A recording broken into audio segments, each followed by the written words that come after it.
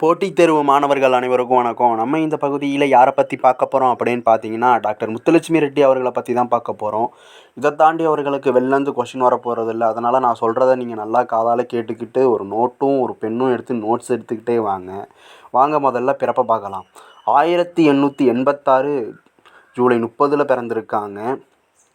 1886 ஜூலை 30 பிறந்திருக்காங்க. அந்த ஜூலை 30 தான் நம்ம மருத்துவமனை தினமாக கொண்டாடிட்டு வரோம்.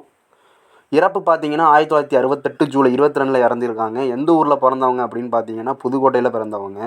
அதுக்கப்புறம் சிறப்பை பார்த்தீங்கன்னா இந்தியாவின் முதல் பெண் மருத்துவருங்கிறது தான் இவங்களுடைய மிகப்பெரிய சிறப்பு.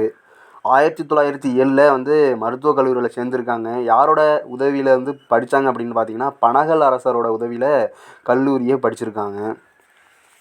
1907 கல்லூரியில் சேர்ந்தாலும் எந்த ஆண்டு நாட்டின் முதல் பெண் மருத்துவருங்கிற ஒரு பட்டம் வாங்கினாங்க அப்படின்னா 1912 நாட்டின் முதல் பெண் மருத்துவர் பட்டம் வாங்கியிருக்காங்க. அப்புறம் அவங்க அரசியல் சமூக சீர்திருத்தவாதியாகவும் இருந்திருக்காங்க. ஏன்னா இவங்க தேவதாசி ஒழிப்புமுறை சட்டம் எல்லாத்தையும் ஒழித்தவங்க. அரசியல் சமூக சீர்திருத்தவாதியாகவும் இருந்திருக்காங்க. இந்திய பெண் சங்கத்தின் தலைவராகவும் இருந்திருக்காங்க. எந்தெந்த ஆண்டுனா 1933 1947 வரையும் இந்திய பெண் சங்கத்தின் தலைவராகவும் இருந்திருக்காங்க. அப்புறம் 1917 இந்திய பெண் சங்கம் சென்னையில் தொடங்கப்பட்டது.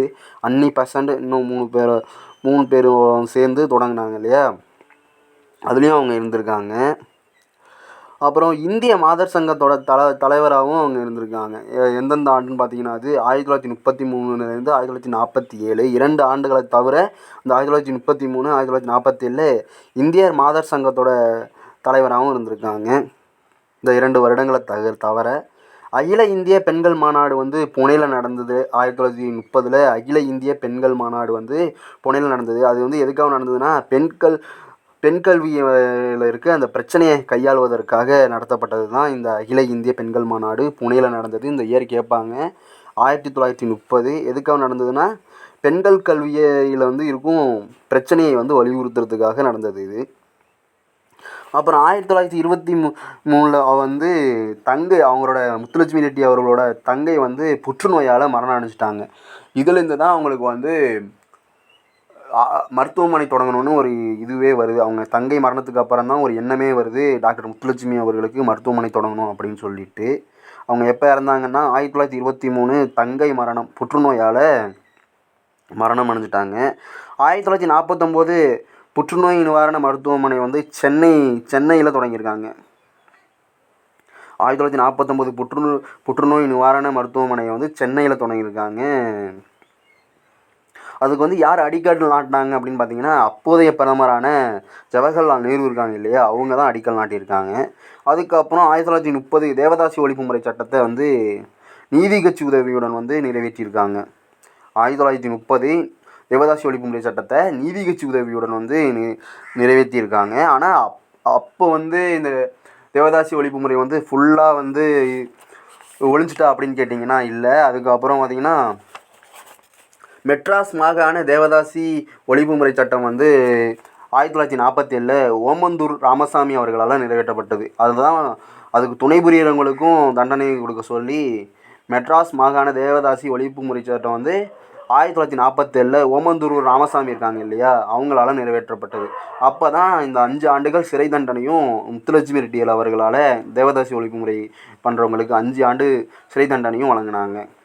அப்புறம் ஆதரவற்றவர்களுக்கு மறுவாழ்வு தரும் வகையில் அவ்வை இல்லையும் சென்னை சாந்தமில் தொடங்கியிருக்காங்க. ஆதரவற்றவர்களுக்கு மறுவாழ்வு தரும் வகையில் அவ்வை இல்லம் ஒன்று சென்னை சாந்தம்லேயும் சில புக்கில் பெசன் நகர்னு கொடுத்துருப்பாங்க. அவங்க 1930 அந்த இல்லம் ஒன்று தொடங்கியிருக்காங்க. அப்புறம் முதல் பெண் சட்ட மேலவை உறுப்பினராகவும் 1926 இருந்திருக்காங்க. முதல் பெண் சட்ட மேலவை உறுப்பினராகவும் 1926 இருந்திருக்காங்க. எப்போனா 1921 முதல் தேர்தலில் நடந்திருக்கும் இல்லையா, பெண்களுக்கு போட்டியிடும் உரிமை கிடச்சிது. அதில் ஜெயிச்சு அவங்க முதல் சட்ட மேலவை உறுப்பினராகவும் ஆவாங்க. அதை கையில் வச்சுக்கிட்டு தான் தேவதாசி ஒழிப்பு முறைக்கெல்லாம் அவங்க குரல் கொடுத்தாங்க. அதுக்கப்புறம் அவங்களுக்கு வழங்கிய விருதுகளை பார்க்கலாம். பத்மபூஷன் விருது 1956, இது ரொம்ப முக்கியம், பார்த்துக்கோங்க. பத்மபூஷன் விருது வழங்கியிருக்காங்க 1956. அப்புறம் அவங்க பேரில் வந்து அரசாங்கம் வந்து திட்டங்களை வந்து கொடுத்துக்கிட்டு வருது. அது என்னென்ன திட்டம் அப்படிங்கிறத பார்க்கலாம். டாக்டர் முத்துலட்சுமி ரெட்டி கலப்பு திருமணம் நிதியுதவி திட்டம். டாக்டர் முத்துலட்சுமி ரெட்டி கலப்பு திருமணம் நிதியுதவி திட்டம். இது வந்து என்ன நோக்கத்துக்காக இது பண்ணனா, கலப்பு திருமணத்தை ஊக்குவிக்கும் விதமாக நடைமுறைப்படுத்தப்பட்டு வருகிறது. இதோட பேசிக் தகுதி என்னென்ன அப்படின்னு பார்த்தீங்கன்னா வந்து, 2 பேர் ஆணோ பெண்ணோ அந்த 2 பேரில் யாராச்சும் ஒருத்தவங்க வந்து ஆதி திராவிடராக இருக்கணும். அப்படி இல்லைன்னா பழங்குடியினத்தை சார்ந்தவங்களாக இருக்கணும் ஒருத்தவங்க. இன்னொருத்தவங்க வந்து வேறு சமூகத்தை சார்ந்தவங்களாக இருக்கணும். அதுதான் இதோட இது. அதுக்கப்புறம் திருமணம் ஆகி 2 ஆண்டுக்குள்ளே வந்து அதுக்கு வந்து விண்ணப்பிக்கணும். இது நல்லா பார்த்துங்க. டாக்டர் முத்துலட்சுமி ரெட்டி கலப்பு திருமணம் நிதியுதவி திட்டம். இது எதுக்காக கொண்டு வந்தாங்க அப்படின்னா, கலப்பு திருமணத்தை வந்து ஊக்குவிக்கிறதுக்காக. இதோட அடிப்படை தகுதி என்னன்னா, 2 பேரில் யாராவது ஒருத்தவங்க வந்து ஆதி திராவிடராகவும் இல்லை வந்து பழங்குடியினராகவும் இருக்கணும். இன்னொருத்தவங்க வந்து மற்ற சமூகத்தினராகவும் தேர்ந்தெடுக்கணும். அதுக்கப்புறம் 2 ஆண்டுக்குள்ளே திருமணம் ஆகி 2 ஆண்டுக்குள்ளே இந்த ஸ்கீமுக்கு வந்து அவங்க விண்ணப்பிச்சிருக்கணும். இன்னொரு ஸ்கீமு வந்து கொடுக்குறாங்க அரசாங்கம். டாக்டர் முத்துலட்சுமி ரெட்டி மகப்பேறு நிதியுதவி திட்டம். இந்த பெண்களுக்காக டாக்டர் முத்துலட்சுமி ரெட்டி மகப்பேறு நிதியுதவி திட்டத்தையும் வந்து அவங்க வழங்குறாங்க. நம்ம இதுவரையும் பார்த்ததை ஒரு ரீகால் பண்ணிடலாமா? டாக்டர் முத்துலட்சுமி ரெட்டி அவர்கள் 1886 ஜூலை 30 பிறந்தவங்க. இந்த ஜூலை 30 தான் மருத்துவ தினமாக கொண்டாடிட்டு வராங்க. இறப்பை பார்த்தீங்கன்னா 1968 ஜூலை 22 இறந்துருக்காங்க. இடம் வந்து புதுக்கோட்டையில் பிறந்திருக்காங்க. அவங்களோட சிறப்பை பார்த்தீங்கன்னா, இந்தியாவின் முதல் பெண் மருத்துவராகவும் இருந்திருக்காங்க. அதுக்கப்புறம் 1912 வந்து நாட்டின் முதல் பெண் மருத்துவராகவும் பட்டம் பெற்றிருக்காங்க. அப்புறம் அரசியல் சமூக சீர்திருத்தவாதியாகவும் இருந்திருக்காங்க. இந்திய பெண் சங்கத்தின் தலைவராக 1933 47 வரையும் இருந்திருக்காங்க. 1917 இந்திய பெண் சங்கம் வந்து சென்னை அன்னி பெசன்ட்டால் தொடங்கின, அதுலேயும் அவங்க வந்து தலைவராக இருந்திருக்காங்க. இந்திய மாதர் சங்கம் தலைவராகவும் 1933 1947 வரையும் 2 ஆண்டுகளை தவிர இருந்திருக்காங்க. அப்புறம் அகில இந்திய பெண்கள் மாநாடு வந்து ஒன்று புனேயில் நடந்தது 1930 அங்கே வந்து எதை பற்றி பேசுனாங்கன்னா, பெண் கல்வி குறித்து எழும் பிரச்சனையை குறித்து பேசியிருக்காங்க. அதுக்கப்புறம் வந்து 2 ஸ்கீமும் வந்து கொண்டு வராங்க. அரசாங்கம் வந்து 2 ஸ்கீம் கொண்டு வராங்க முத்துலட்சுமி அவர்கள் பேரில். என்னென்னா, டாக்டர் முத்துலட்சுமி ரெட்டி கலப்பு திருமணம் நிதியுதவி திட்டம். அது வந்து கலப்பு திருமணத்தை ஊக்குவிக்கிறதுக்காக. அப்புறம் டாக்டர் முத்துலட்சுமி ரெட்டி மகப்பேறு நிதியுதவி திட்டம், அதுவும் பெண்களுக்காக கொண்டு வந்திருக்காங்க. அதுக்கப்புறம் 1930 அவை இல்லம் ஒன்றையும் தொடங்குறாங்க.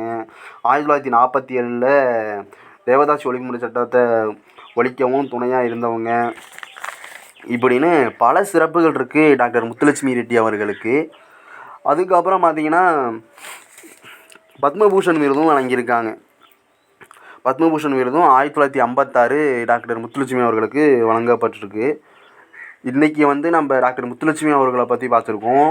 நாளைக்கு இன்னொரு டாப்பிக்கில் பார்ப்போம். இது போன்ற போட்டித் தேர்வுக்கான வீடியோஸ் நீங்கள் பார்க்கணுன்னா நம்ம சேனலை சப்ஸ்கிரைப் பண்ணிக்கோங்க. இந்த வீடியோ பிடிச்சிருந்தா ஒரு லைக் பண்ணிக்கோங்க. நன்றி, வணக்கம் நண்பர்களே.